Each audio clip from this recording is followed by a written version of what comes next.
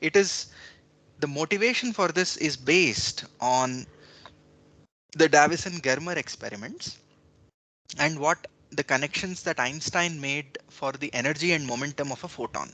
So the energy is related to the frequency of the photon. So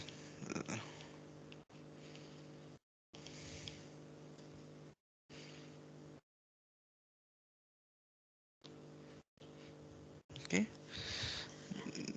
de Broglie. So energy is related to h nu, and wavelength, sorry, momentum is related to h by lambda. So de Broglie wanted to do something very similar, and for so what he did was essentially he started with Davison-Germer experiments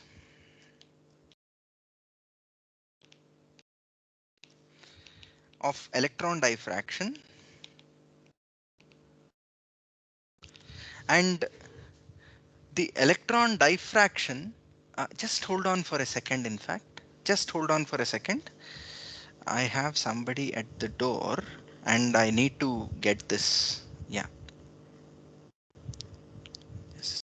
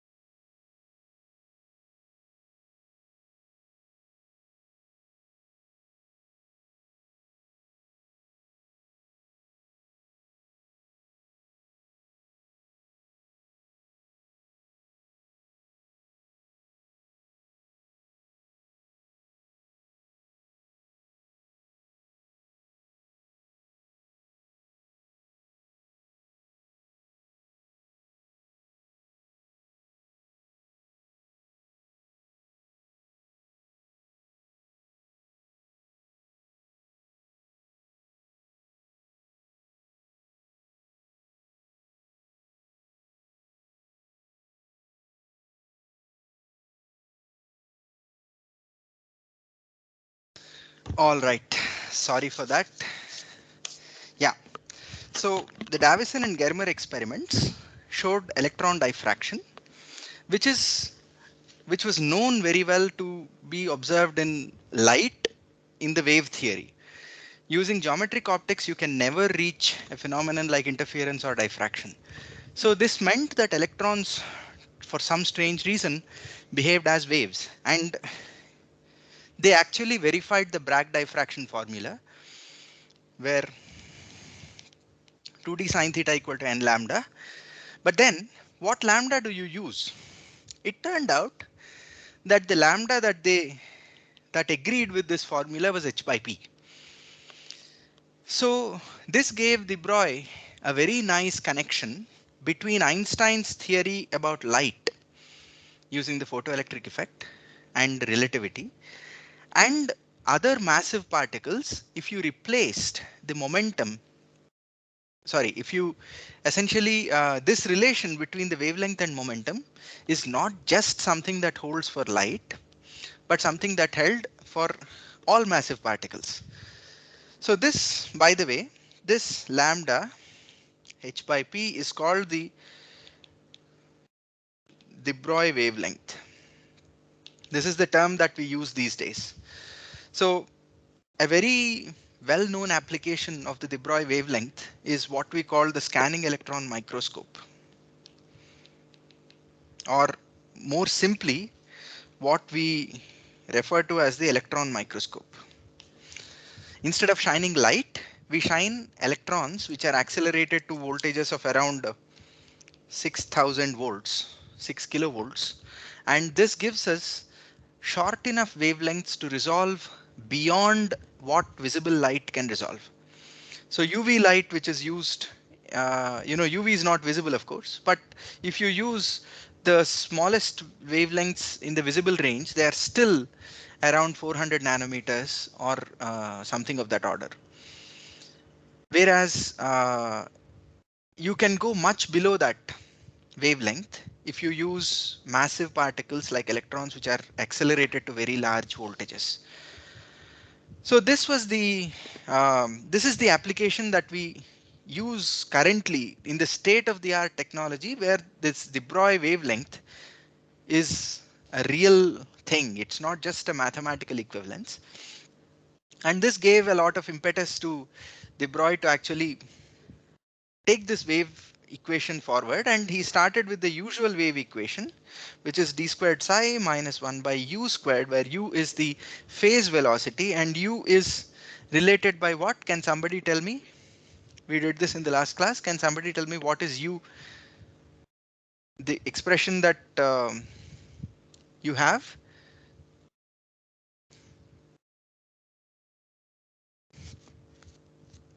So the expression that de Broglie used was again E by P. E by P is the expression for u. So u is h nu divided by P. For a massive particle, this would be 2m e minus v. Okay. Uh, Therefore, u equal to nu by square root of, and if you take h inside, what you have is 2 mu nu minus d, where d is basically v by h, and v is a function in general of the three coordinates, and mu is m by h.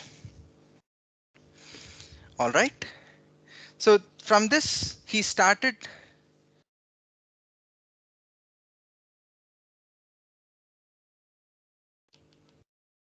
This is the equation, the linear wave equation.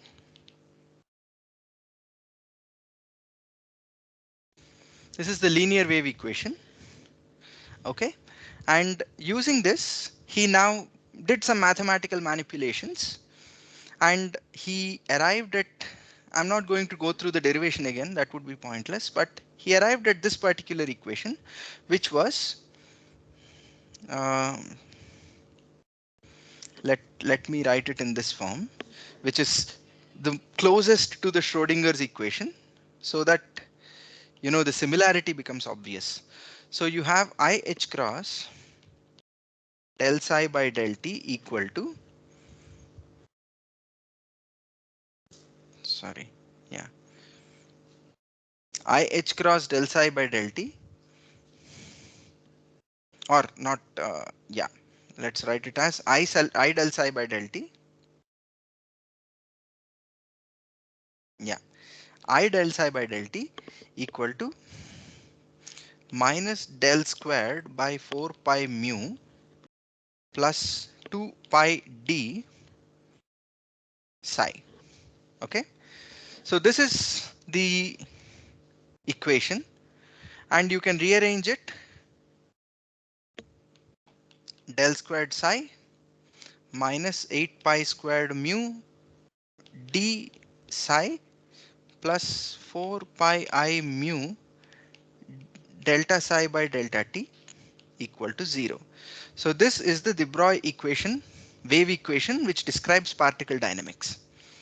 Okay, and by just writing mu equal to m by h and d equal to v by h, we can easily see that this essentially reduces to, where h bar is h by 2 pi, this reduces to this equal to minus h cross squared by 2m gradient squared psi plus v psi, which is the familiar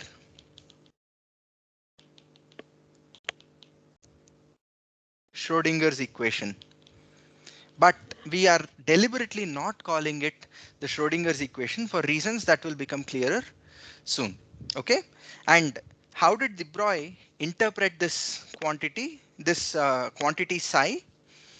So he said that the mass density, this is the mass density. 1 minute.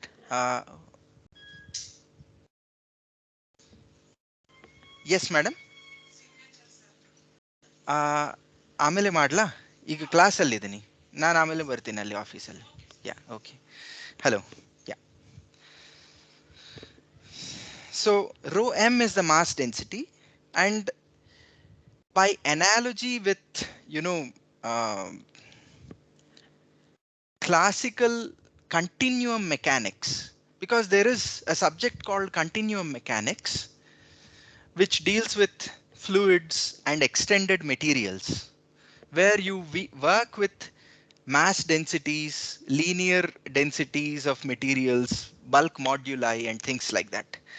So, in analogy with that, he defined the mass density of the particle to be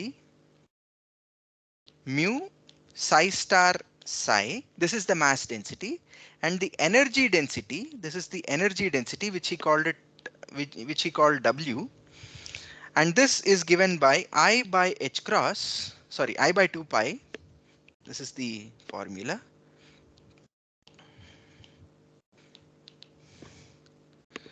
Psi star delta psi by delta t. These were now these expressions are very commonly used in continuum mechanics, and he kind of borrowed those results, and the validation of these results of course comes from you know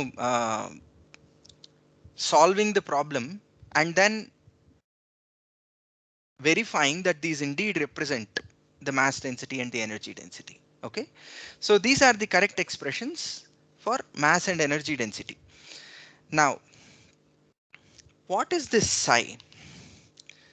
So since psi star psi actually gives you the mass density, and for example,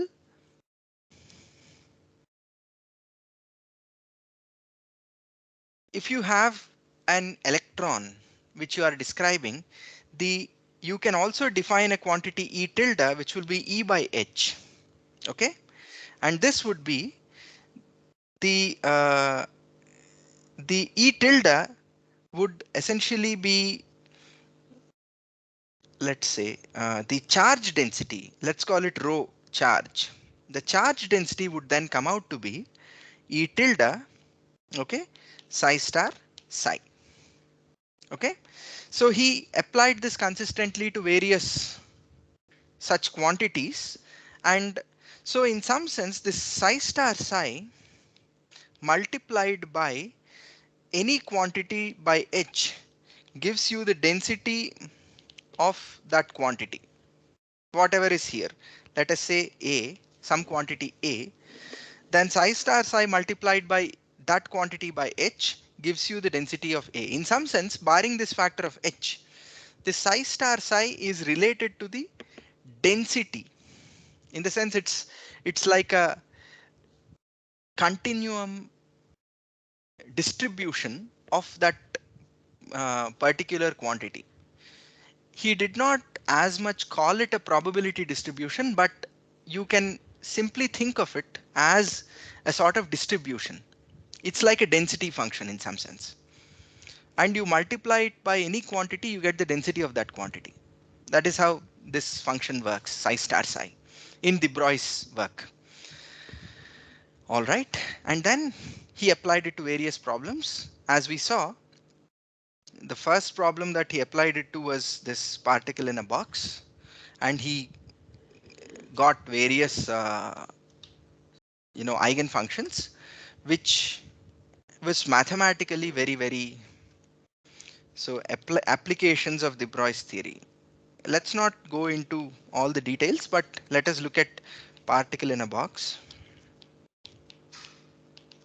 Okay, and experimentally people had also observed tunneling. Now, how do you observe tunneling? Particles were tunneling, meaning there was transmission across barriers. When you shine particles and you have a barrier, classically, as per particle dynamics, no particle should come out onto the other side. So there should not be any transmission probability for particles across a barrier classically. But people were routinely observing in labs that if you have a thin barrier, these particles were coming out of the other side, and the rules of the intensities of these cathode rays or whatever that you measure on the other side, they were following the same rules as, say, the attenuation, the absorption of waves that people had studied with electromagnetic waves. Okay, so these properties could not be explained classically, and the name they gave to those is tunneling. But if you use wave properties, then tunneling could be very readily explained. So this was yet another motivation that a wave theory for particles should be developed. So de Broglie was meeting with a lot of success along the way, and he wanted to see how far he could go. And he did go far. For example, in the particle in a box problem, if you consider the eigenfunctions, okay, the eigenfunctions consider this problem where you have a particle which is confined to this region between inside a rigid box. When I use the word rigid, it means that it doesn't let the particles go out, which in uh, mathematical terms correspond to these boundary conditions where the potential is infinite at and beyond the boundary. Then this eigenfunctions of this problem are solutions of del squared psi by del x squared equal to 0. Sorry, not del squared psi by del x squared equal to 0 plus k squared x plus k squared psi plus k squared psi equal to 0, and with psi of x, or let me write it as phi. Phi, these are the eigenfunctions. Phi of x equal to 0 at x equal to 0 and L. And that immediately gives you Kn, solutions of the form sine Knx, where Kn is n pi by L. And phi n of x then just becomes some coefficient times sine n pi x by L. Okay. So this is the solution that he obtained, and any general psi of x is summation of n, some coefficient sine n pi x by L. All right. Now he started working with these quantities. I said rho m was the mass density. He called rho mn the mass density in the nth eigenstate. You can say this is the mass density profile, nth eigenwave.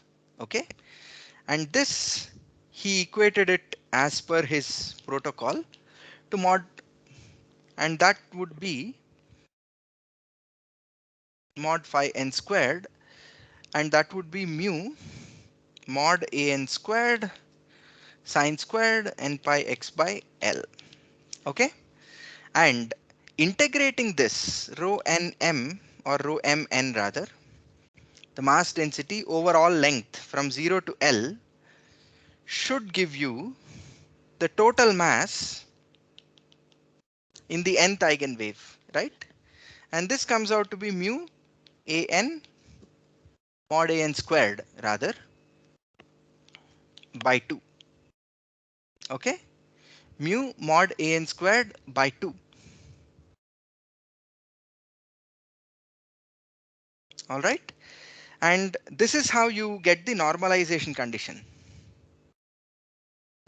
So this is the mass, And that mass, if there is only one particle, this mass better be equal to m, right? That gives you the normalization condition for an, etc.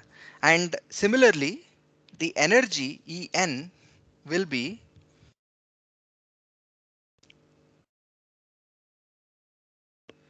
nu, because that's the frequency, nu n rather, times, let us see.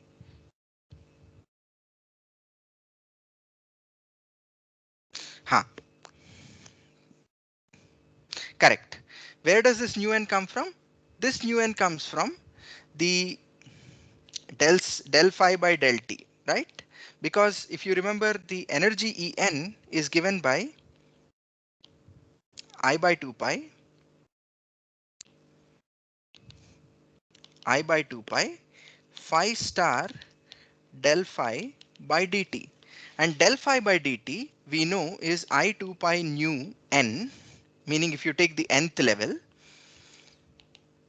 that is the expression according to the Broglie, right? Del phi by del t has to be equal to I 2 pi nu n phi. Therefore, En, the energy density, sorry, this is Wn. The energy density will be, if you simplify this, this will just become nu n. This is probably minus I 2 pi I. Yeah, nu n. It will be nu n times phi n star phi n, right? And the energy density is just the integral of this nu n phi n star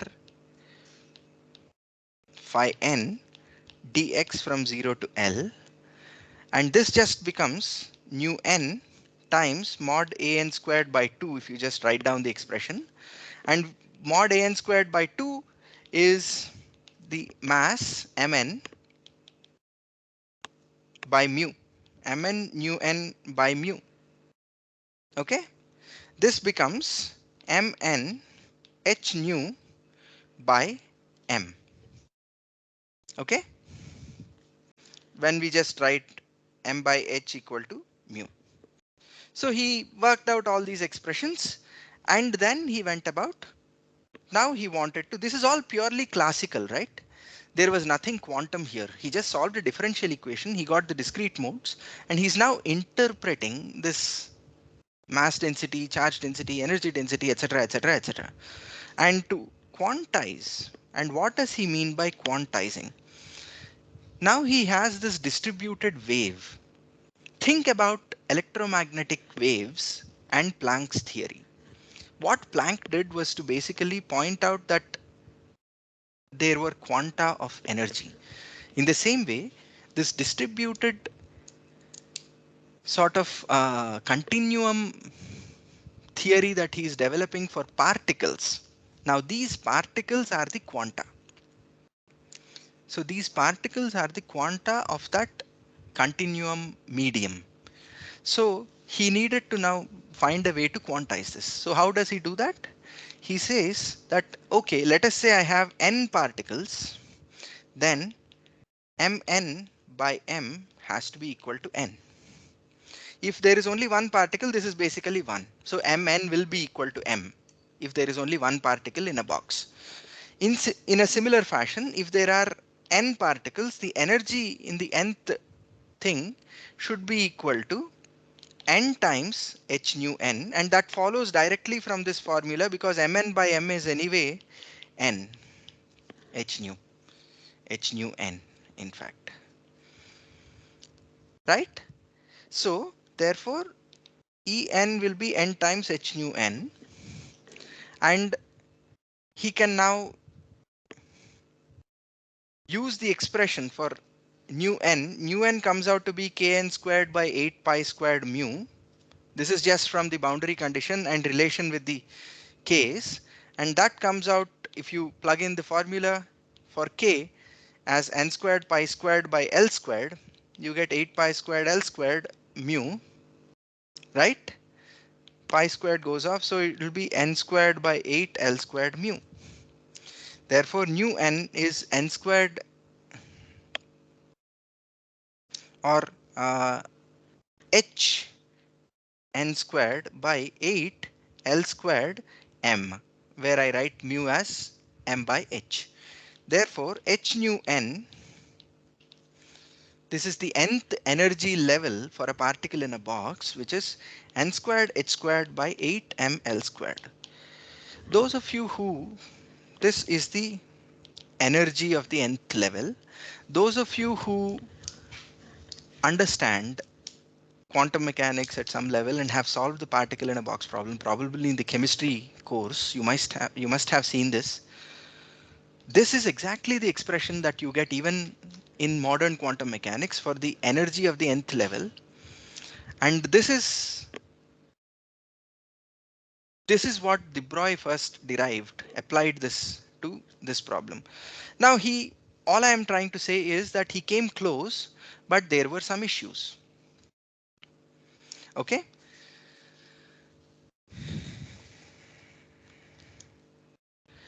Now, in now let us see, there are two things that are happening here. Let us now compare Bohr's theory with de Broglie's. Okay, Bohr's or Schrodinger's, in fact. Sorry, not Schrodinger's, Heisenberg's. Let's compare Bohr and Heisenberg to de Broglie. So in Bohr and Heisenberg, you do this integral PdQ equal to NH, and this is how you introduce the quantum number n. In de Broglie's, n comes out of the boundary conditions. Okay, so in Heisenberg, n comes out of the PQ commutator equal to minus I h cross. This is the quantum condition that he modified from the Bohr's quantum condition. And if you apply to the harmonic oscillator, which we will do, we did not do it now, but we will do it in the once we set up the full quantum mechanics, we will take that up as a problem. But there you get, by applying this quantum condition, the harmonic oscillator Hamiltonian, which is basically p squared by 2m plus half k q squared, by applying qp equal to I h cross, will become h equal to h cross some omega, which is the frequency, times n plus half, where n is the quantum number. Okay, so this comes out naturally. So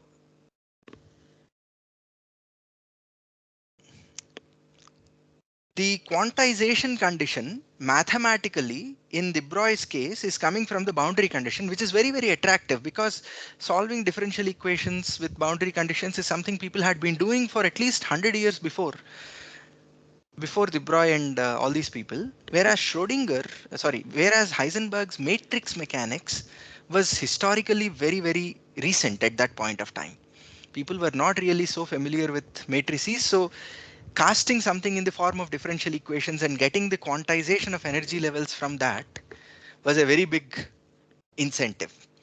And another very, very interesting thing that happened with de Broglie is de Broglie showed that if you consider the hydrogen atom and if you consider a circular orbit, the Bohr quantum condition of PdQ equal to NH is not as, you know, clean in its derivation, because you have to put in this n as a sort of ad hoc integer externally by taking the classical orbit and then computing integral PdQ, and then you put this has to be equal to NH as if it were a God-given rule. Whereas de Broglie showed that this followed very easily from the wave function. For example, if you have a wave function like this, it has to smoothly tie into itself, meaning there cannot be any discontinuity in the wave function, which is defined on a ring.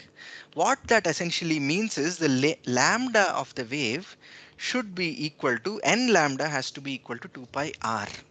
So this condition becomes exactly equal to the condition that n lambda has to be equal to 2 pi r. That is, the circumference of this orbit has to be equal to integral multiples of the wavelength of the wave, whatever the wave may be.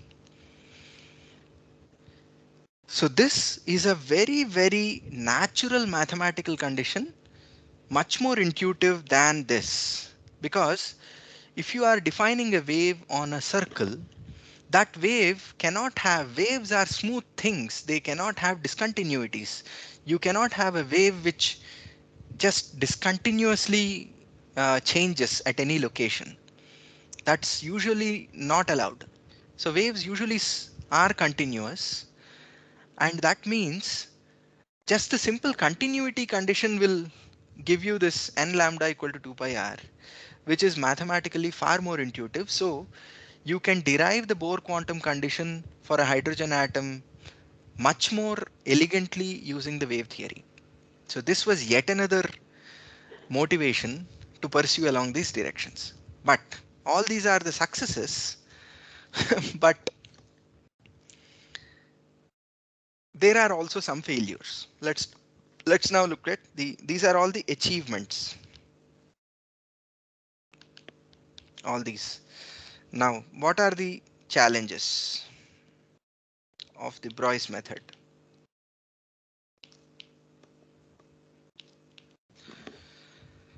One, to quantize, we have to have, we have to use relations like mn by m equal to capital N. Now this mn, this little n comes out naturally from the boundary conditions, but this n, capital N, which is the total number of particles in your system, that still has to be put in by hand. So in some sense, the total number of quanta has to be known, and you have to kind of solve the wave theory and then say that, oh, I know that there are n quanta in the system, capital N quanta in the system. So I have to somehow fit the wave theory. I have to put that as an ad hoc condition to reconcile it with the particle dynamics or the particle behavior. So in some sense, in a roundabout way, we have arrived at the same problem that Bohr's quantum condition has, that is of putting an ad hoc integer quantum number from external inputs with no internal consistency with the theory. So what de Broglie essentially did was he developed a continuum mechanical description of particle dynamics, and to reconcile it with particles, we have to include a certain or introduce a certain discreteness ad hoc, and that doesn't follow from within the theory. So this was a very big, so ad hoc quantization, I'll call it, similar to Bohr. Okay, so this was not a very nice thing. Heisenberg had solved it very nicely by imposing these commutation relations, and commutation relations followed from internal consistency of the theory. So they were more attractive than requiring that integral PDQ is an H. So people were in favor of Heisenberg's approach, but de Broglie's approach was bringing back memories of what Bohr did. So it was several steps forward, but still a few steps back in this respect. This was one problem. Then there were other bigger problems. Let us now consider a system of interacting electrons. Now, what is the cornerstone of de Broglie's thinking? That electrons were displaying diffraction effects, which means that electrons have to satisfy a wave theory, that to a linear wave equation. That was the entire motivation. Now, you don't do these experiments with one electron, right? We do these experiments with cathode rays or beams of electrons, which are a large number of electrons. Now, what happens if you have multiple electrons and you try to analyze this with de Broglie's theory?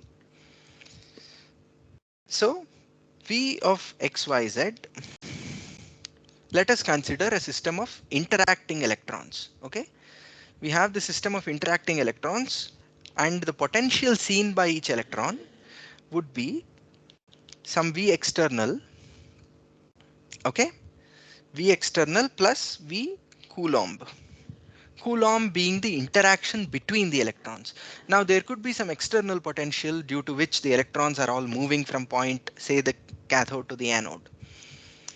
That is okay, because there the electrons are being treated individually and the de Broglie theory is okay. But the moment you have this additional potential where we include the electron-electron interaction, things start getting really, really messy. So for example, then we can define the dxyz function, which is nothing but d external plus d Coulomb, where these are nothing but v external by h and plus v Coulomb by h. Okay, and v Coulomb, sorry, is nothing but e squared by r, but now this is the potential due to a whole bunch of electrons. Let us say there are many electrons, then it will be for any electron which is at the location r and with all the other electrons at locations rl, where l goes from say 1 to some large number. This is the form of the potential, right? In wave theory, in de Broglie's theory, let me call it in de Broglie's theory, the electron density, the charge density, is given by E tilde times psi star psi. For this, you basically set up the de Broglie equation for the system of electrons and you solve for psi, and the psi is now a collective description of the entire system of electrons. And if you take psi star psi, multiply it by the charge of an electron, you should get the charge density of all the electrons in the system. This is the idea. This is how continuum systems work, right? Now, where E tilde is what I called E by H earlier. Okay. Now, let us now look at this potential V electric, the V Coulomb of R. That is E, the charge, times, now this is a discrete summation. This is a discrete summation, right? Now, if you have to treat it as a continuum, you have to treat all these electrons as part of the continuum, which means you take a triple integral rho e of r prime not equal to r, and you integrate over all r prime. Even if you take r prime equal to r, it's not a big deal because in continuum mechanics that doesn't matter. But for safety, for convergence and other things, let us consider all the other electrons which are not the electron at r. So this electron, which we are the test particle, which is interacting with this cloud of continuum mass of electrons in the surroundings, we are treating it as a discrete one, right? Now, so the d electron of r will just become E tilde because we divide by h, the same thing, rho e of r prime by mod r minus r prime d cubed of r prime, where d cubed of r prime is integrating over the r prime variable. Therefore, d of r is d external of r, which is the some external potential which we are not writing down explicitly, times this.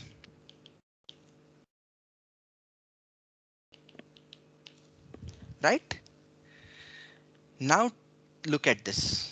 So if you now write de Broglie's equation, which is basically del squared psi plus 4 pi I mu d psi by dt minus 8 pi square mu d equal to 0.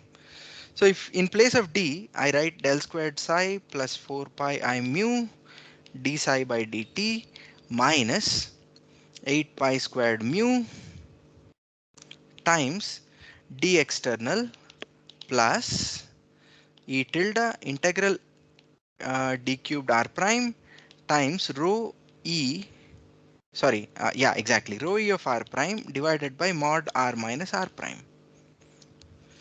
Now rho e of r prime is nothing but if I just write this as d squared psi plus 4 pi I mu d psi by dt minus 8 pi squared mu d external plus e tilde integral. What is rho e according to de Broglie? It is e tilde times psi star psi divided by mod r minus r prime d cubed r prime equal to 0. Right? Remember that the charge density of all the other electrons, because you are trying to collectively describe all the electrons using the wave theory, the charge density has to be psi star psi of all the electrons integrated over all those variables. So now look at this equation. One, it is an what is called an integro differential equation, which is mathematically a nightmare. These equations are not easy to solve. Why? Because you have to solve them in a self-consistent manner. Self-consistent solutions. You can only do iterative solutions and hope for convergence. You cannot get closed form solutions in most cases, and you can only do iterative solutions because the psi that you are solving for is also part of this here, and you need to know some initial guess of this psi so that you get the this term sort of sorted, and then you can solve for psi, and then you take the first approximation, put back in, and then do it iteratively and hope the solution converges. This is one mathematical difficulty. Mathematically difficult. This is, but if physics were, physicists were hoping for mathematical beauty, then probably they had already lost hope a long time before this. When Heisenberg came up with infinite dimensional matrices, but they were still willing to admit this sort of a solution, but there were other more pressing problems. Mathematical difficulty is one aesthetic problem, but there was a more fundamental problem, which is that this is also a nonlinear equation. Why? Because there is a psi here and there is a psi squared here, psi star psi, which means this is no longer a linear equation. And if you have one solution psi1 or a family of basis solutions, a general solution cannot be written. Let us say, knowing this implies knowing phi n's, psi is no longer equal to summation over n a n phi n. This can't happen because this valid only for linear systems. So psi is no longer equal to a n psi n, which means solving this becomes again mathematically very difficult, one thing, but a multi-electron system according to the Broglie theory cannot satisfy linear wave equation, which is contradictory to the starting point of where we, where this entire exercise began. Cathode rays showing diffraction patterns is exactly a multi-electron theory. So de Broglie's wave equation doesn't give out a linear result. You need a linear equation if superposition principle is to hold. This is where enter Schrödinger. And Schrödinger was until that point a very quiet, sort of in the background. He's like that, the genius who sits back without saying anything and then comes up with a result which shakes the entire world. This fellow hadn't said anything until that point. He was quietly observing the changes that were happening. He knew about Heisenberg's work.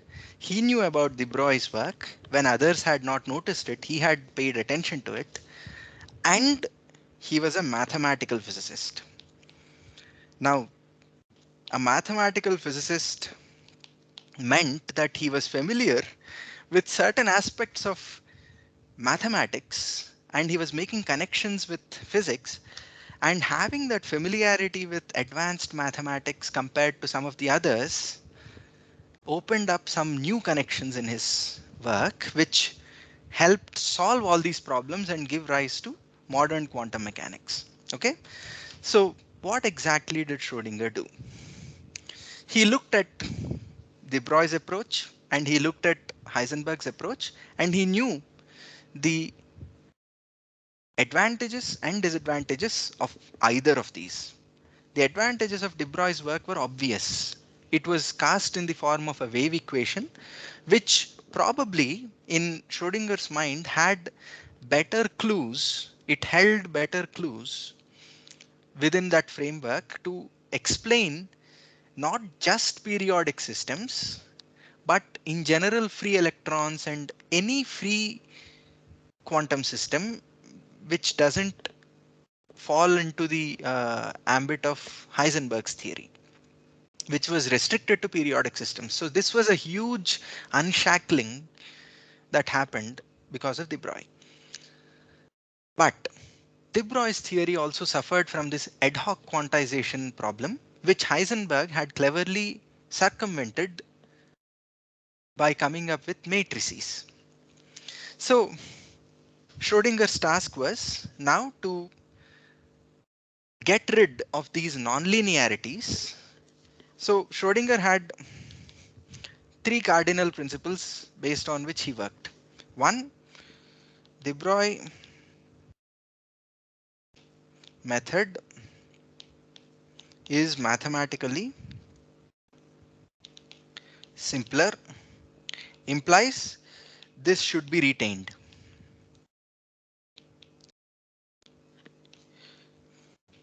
Heisenberg's quantization condition is very elegant and should be retained. So he was basically looking at, you have two theories, both of them had splendid success and some critical failures. He wanted to take the best of both and try to come up with a theory. Okay, this is what we very often do, by the way. I mean, you start with some hunch like this in research. You don't have the final answer when you begin. If you had the final answer when you began, there would be no study that you need to do. So you always start with some hunch and work your way with hope, and sometimes you succeed, sometimes you fail. In this case, he wanted to take the best approach, which is to take the best of both worlds and try to see if he can marry them in some way. And he made some very, very interesting connections which solved all these problems. So one, Heisenberg's quantization condition is very elegant and should be retained. Okay, so these are two things, and get rid of, which meant get rid of non-linearities in de Broglie. This is one. If he can somehow get rid of non-linearities in de Broglie, then that's part of the job done. How to introduce Heisenberg quantization into the de Broglie method. So he took the skeleton of de Broglie and started filling it with the tissue of Heisenberg. That's exactly what Schrodinger did. He kind of took the mathematical skeleton of de Broglie's method and started putting in the tissue from Heisenberg's work. So that is why de Broglie kind of went into the background in history, in historical reckoning. You usually credit Heisenberg and Schrodinger for quantum mechanics, not so much de Broglie. The reason I wanted to discuss de Broglie was to give credit where it is due. He was the one who provided the skeleton for Schrodinger to, build the structure. So you should not ignore anybody's contribution. That's a, yeah. Okay, so how to now? So the way he went about was this. So he took the classical harmonic oscillator. In Heisenberg's method, you take this classical harmonic oscillator, half k q squared, okay, sorry, q squared equal to. So Heisenberg, how does he do this? He writes these matrices p squared q squared, and then he says there is some vector e, and you write it as e psi. And of course, Heisenberg doesn't talk anything about these vectors. He is interested in the eigenvalues, and he showed that En equal to n plus half h cross omega, where h cross is, sorry, omega is square root of k by m. Heisenberg showed this using matrix mechanics, but he didn't mention anything about psi. Now, how do you write this equation for the harmonic oscillator? This is the Heisenberg. Let's call it the Heisenberg's eigenvalue problem for simple harmonic oscillator. The same thing, if you take V equal to half k x squared, D will be half k x squared by h. And if you now cast del squared phi plus, sorry, del squared psi, let's now write down de Broglie's equation.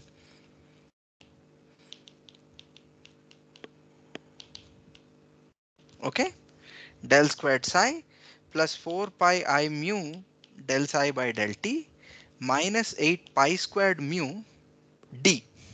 Okay, d being um, yeah, let's write it as d.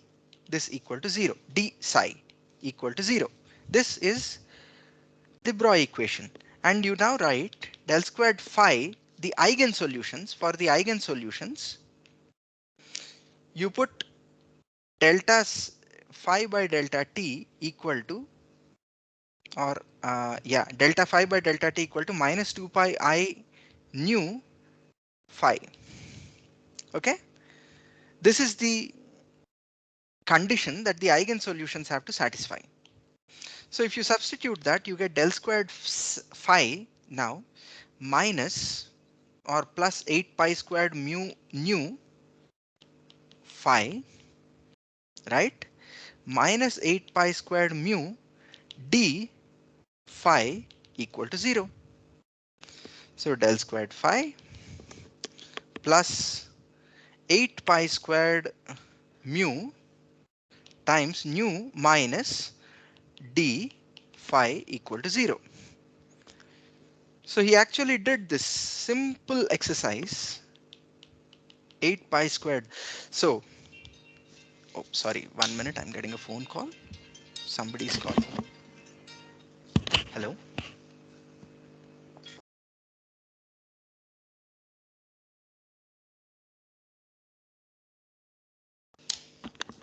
Sorry.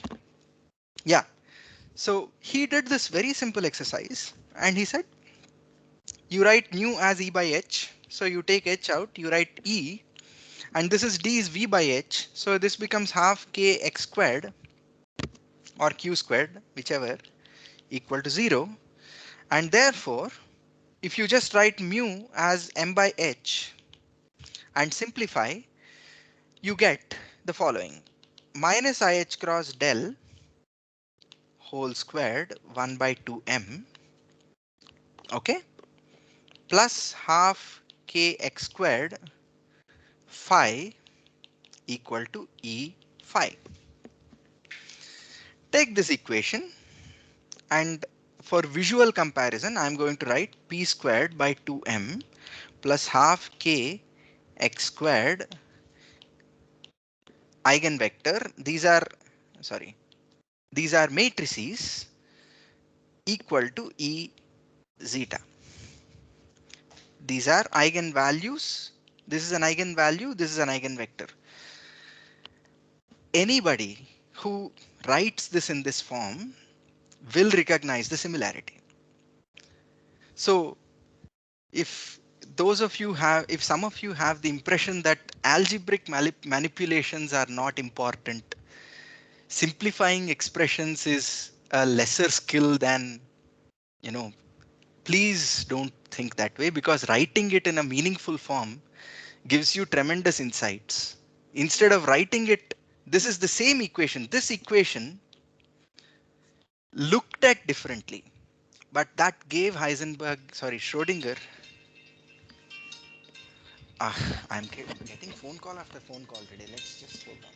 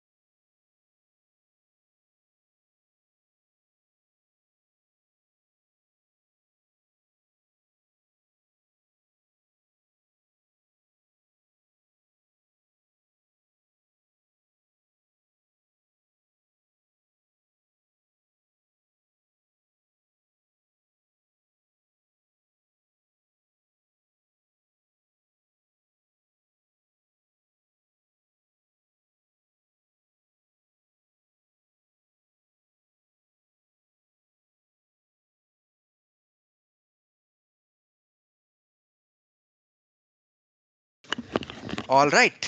So now we are very much there. So Heisenberg, sorry, Schrodinger, I keep saying Heisenberg. Schrodinger wrote it in this form, and that gave him the clue that there is some connection that we can see. This is in mathematical physics, in the theory of differential equations. More importantly, you have this entire structure of differential equations, self-adjoint differential equations, called the Sturm-Liouville theory. Okay, Sturm-Liouville theory of self-adjoint operators. So this was the term that was used in mathematical physics, operators. So these are differential operators. Those of you who took differential equations courses already know this, right? For example, if you have x double dot plus gamma x dot plus omega naught squared x equal to 0, how do you solve this equation? You write d squared plus gamma d plus omega naught squared equal to 0. And then you solve for the characteristic eigenvalues, and this d is called the differential operator, right? Did you encounter this terminology before? You have done some courses in differential equations, did you? In maths or not yet? Hello, can you hear me?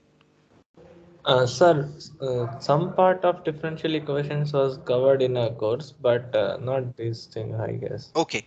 In any case, this sort of a thing is called a differential operator. Okay, because you can think of it as this is an operator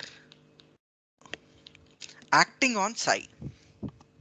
Okay, and this sort of a formalism was very familiar to Schrodinger, and he knew that these operators were linear operators. Okay, so now he looked at these two equations. If I make the analogy, so he said, if I make the analogy, minus IH cross del equal to P and x hat equal to x and zeta equal to phi, then the the Broglie equation and Heisenberg's equation are essentially one and the same. This is, this side is operators and vectors, and this side is matrices. sorry, operators and I should write phi here and zeta here. Operators and functions and matrices and vectors. So then everything was now very clear to him. He said, okay, so the way to marry these two seemingly disparate theories, not desperate, I mean disparate, seemingly disparate theories, you can, you know, kind of tie them together if you make this analogy. And for a mathematical physicist, this was very, very, very straightforward.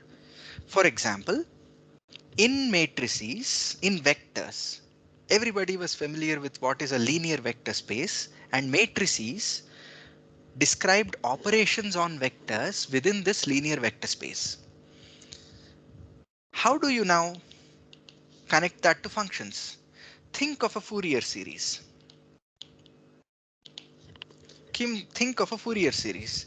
You write a periodic function f of t as summation over n Cn, say sine omega n t plus dn cos omega n t, where omega n is some n omega naught. Okay? And going from 0 to infinity. This is how you write Fourier series. And you can think of these sines and cosines as orthogonal vectors. So immediately functions and vectors have a one-to-one correspondence. How do you have this one-to-one correspondence? For example, if you know a particular function in its Fourier series form, okay, if you know a particular function in its Fourier series form, so let me write it. Let us say this function is a function of f of q, and I write it as a series form where I have some coefficient, say eta n, and some functions, some basis functions chi n. In the Fourier series, these basis functions are sines and cosines. In the Taylor series, these functions are the polynomials, right? In the Taylor series, when you describe a function, expand it in Taylor series, you are essentially doing the same thing, just that the functions are now x, x squared, x cubed, x power n in general, and keeps going like that. So these are polynomial functions. And if I know all the coefficients, I can represent f of q by a vector eta 1, eta 2, so on, eta n and so on, when I know the basis chi n of q, right? If I know chi n of q, I can essentially express a function as a column vector. In general, it's an infinite column vector, and by this simple observation, he has already kind of arrived at how to approach tying together de Broglie's theory with Heisenberg's. Heisenberg's theory was dealing with infinite dimensional matrices acting on infinite dimensional vectors. Heisenberg had no clue what these vectors meant. Now Schrödinger had a clue. These vectors were nothing but Fourier components of, or some generalized Fourier series. You express some function as an expansion in terms of some set of basis functions. Usually these basis functions are infinite, like the sine omega t's, or say the sine n pi x by l's, where n goes from 0 to infinity. All these are an infinite series of sequence of functions. Therefore, if you represent each function by a vector, it becomes an infinite column vector. So an infinite column vector in the Heisenberg language is nothing but a Fourier representation of the de Broglie's psi function. This was the first observation that he made. And then he went about constructing an analog between the two, analogy between the two cases, and we will take that up on Friday. This Friday we will have a class. In all likelihood, we won't have a class next Monday, but I'll confirm that on Friday. So I want to finish. So now we have entered the arena of Schrodinger. It's only fair that we spend some time to understand how he went about, because this is in fact how we know quantum mechanics today. So the historical introduction to quantum mechanics is kind of over. Where we are currently is how Schrodinger systematically went about tying the two pictures together and thereby setting up the entire framework of quantum mechanics. Now, what remains after that is consequences. The results of quantum mechanics are all there, hidden. Exploring those consequences and interpreting the results. So it required interpretation of what this phi or psi or whatever these functions, these so-called wave functions as they called them, how to interpret them is what remained. The mathematics has not changed one bit from Schrodinger's time. Okay, so let us now pause and resume on Friday, where we will finish what Schrodinger did.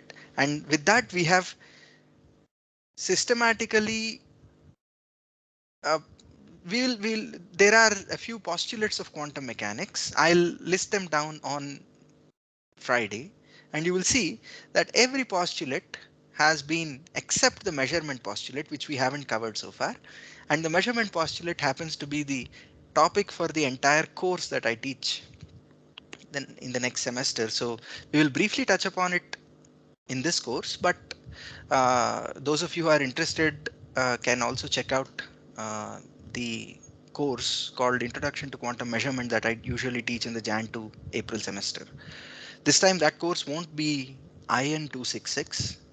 So far it has gone around with the course code IN 266. It's now going to be offered as QT 202. It has a different name, but the course is pretty much the same. Okay, so So could we take that course also? absolutely. I mean, you have all the prerequisites for that course. There are no prerequisites for that course. Those of you who are interested, it's of course an elective. It's going to be an elective course for you. But a lot of second year UGs have historically taken that course in the last 3 years, and with this background, that course is quite tractable. In the In notes of fact, course, you covered a lot of materials in this course also.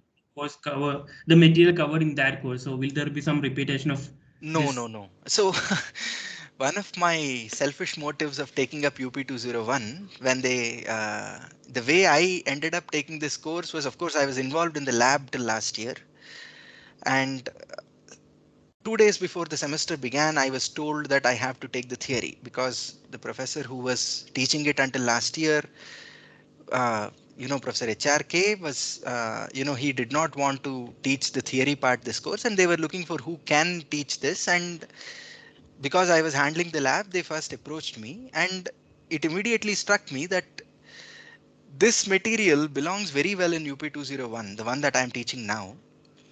The lecture notes that I gave you is actually from IN266 or what will be QT202.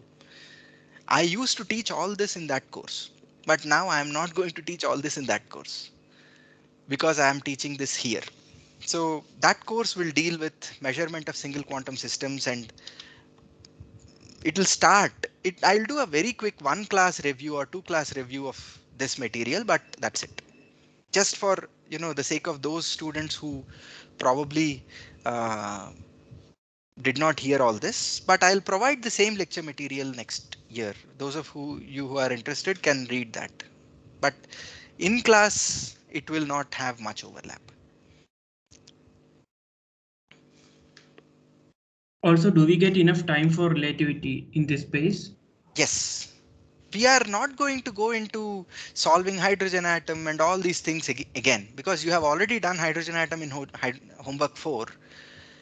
I will, we will set up the basic rules of quantum mechanics, and I will discuss a couple of consequences, maybe a simple couple of simple problems, and give you a homework set. But after that, we will have about enough time for relativity. That will be the last topic. Also, would we discuss the history of relativity, like what we did for quantum mechanics, or we direct enter into the postulate? Usually when I teach you subjects like this, I usually end up doing that. We will touch upon some history, definitely, but yes, we'll do some of this. But relativity is actually not. It did not go through such a tumultuous phase. You know, there was in the late 1800s a few quick observations, a few inconsistencies were discovered, and it took one man to tie everything together. So it was far simpler in evolution. So we will definitely look at some history. In the process, we will end up looking at radioactivity, stability of radioactive nuclei, all those things. So those are all, I don't want to separate them from, the relativity portion. They are integral to the history of relativity. So we will look at all those things. Thank you, sir. Yeah. But of course, it won't be, it's not a history of science course, right? I mean, I just want to touch upon some historical elements because the main point is it's good to appreciate how new theories come about. Two new theories came about in the first 20 years of the 20th century. After that, very few new theories have come about. So it's good to understand how those two came about, and all that happened after that has been application and discoveries made.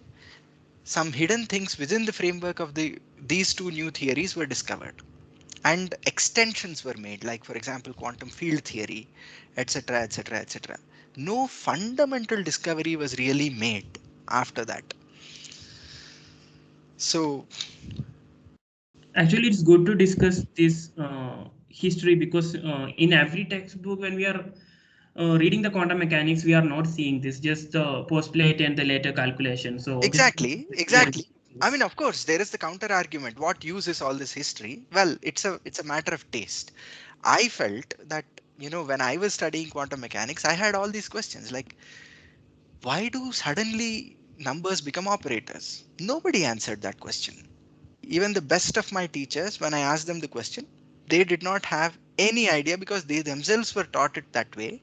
And they all started working with theory of quantum mechanics as it was already formulated, and they achieved success with it. So they did not really, if the black box works, why do you want to open it and look inside? So that's the spirit with which most people use the subject. But it's good to see, take a peek. Sometimes there will be somebody who risks destroying the box by opening it. But when you open it, it's not like the box came into existence. It's not like I don't know if you read science fiction. There is this beautiful story called The Sentinel by Arthur C. Clarke. So it's not like a sentinel which has been planted by some extraterrestrial beings on the earth, right? So it was made by humans in recorded history.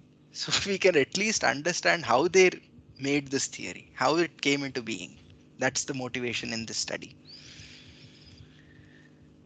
And in the process, you will appreciate how new theories are born, the thought process that goes into it, how several strands have to be taken into account. It's not just the problem that you are working on, but you should also keep an eye out for what others are doing and how there are connections across these different, seemingly different formulations, and then make those connections and something beautiful will come out of it. That is how this research should work, ideally. is there any textbook book discussing all these historical Yes, mathematics yes, very much. rather There than was, just I mean, after I read a lot of these papers individually from, there is a book called Sources of Quantum Mechanics. Uh, it is a collection of papers. Just search for Sources of Quantum Mechanics by Van Waarden. I think his name is Van Waerd, I think it's a Dutch or Austrian, probably Dutch scientist who collected all these papers from early parts of quantum mechanics and he put them all in one collection.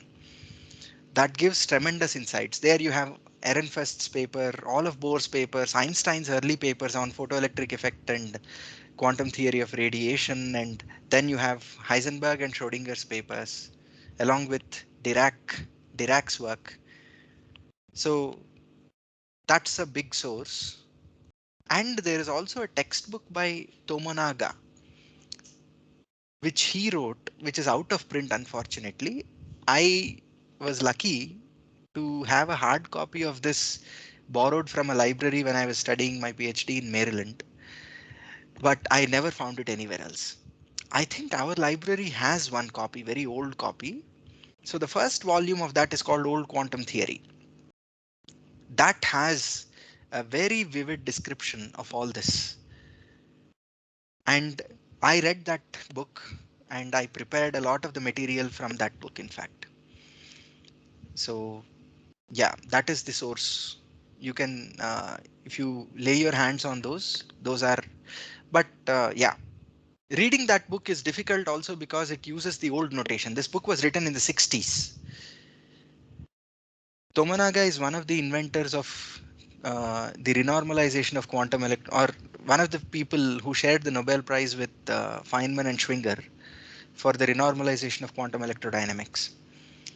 So he was a pioneer in that field of quantum field theory, and he was asked to write a 3-volume textbook, but I think he died while before writing the 3rd volume. So we only have 2 volumes. The first volume deals with old quantum theory. Second volume deals with wave mechanics, as in Schrodinger's modern quantum mechanics.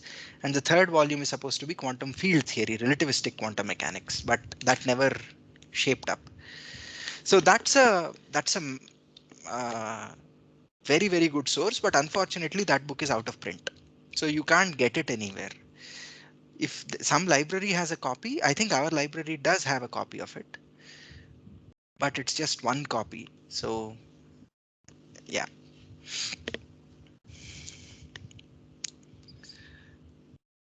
All right. So we'll meet on Friday.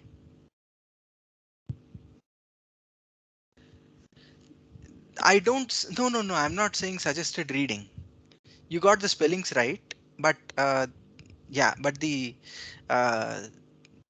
so Kenil, I'm not suggesting reading those because they are, yeah, you should read them as bedtime at later once you're done with the course, not for the course. For the course, the lecture notes that I'm giving is plenty. You don't need anything more than that. In general, the way, if you are, if all this material were available in one source exactly the way I'm teaching, then you might as well just read that book. For the old quantum, yeah.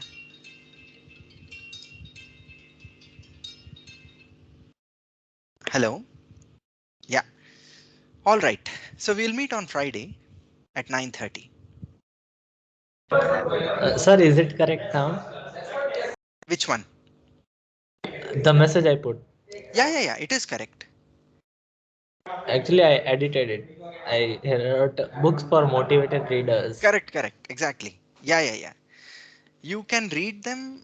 You should read them because I think it is important to understand the thought process, and they ask some very beautiful questions back in the day.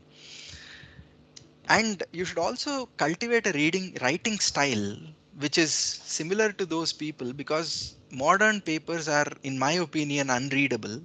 Very few people write good papers which are clearly written, and there is no flair. There is a homogenization. It's like a mass production now. So there is a homogenization. Every paper sounds the same, reads the same. There is no style. So you will see how Heisenberg has a different style from, say, Bohr, or Schrodinger has a very sort of very free-flowing style which doesn't uh, shy away from asking some very fundamental questions. Schrodinger also wrote this beautiful article called "What is Life?" He was ambitious enough to title it "What is Life?" And It's such a beautifully written article that you should read it.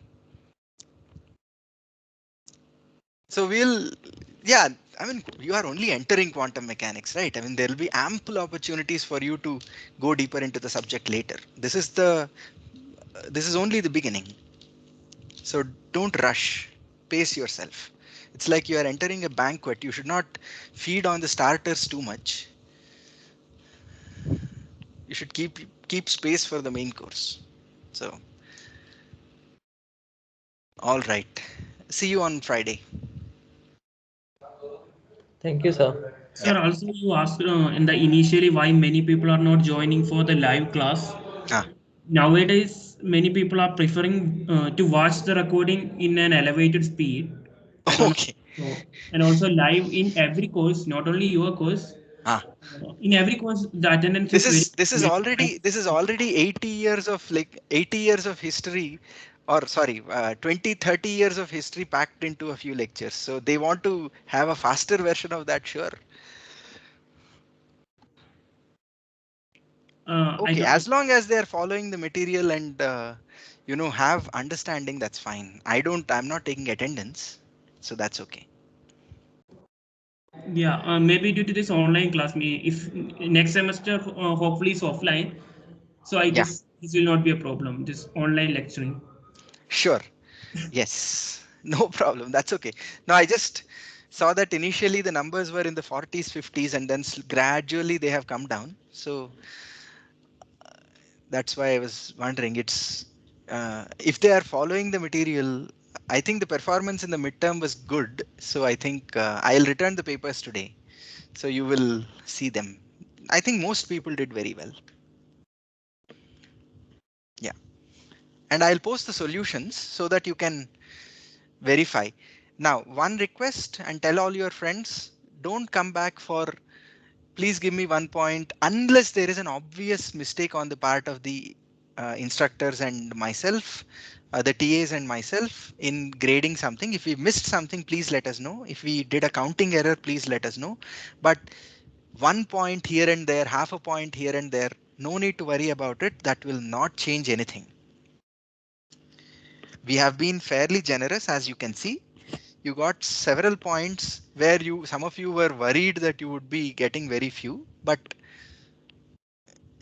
nothing to worry. We'll if there is anything pressing, we'll discuss on Friday. All right. Thanks. Bye.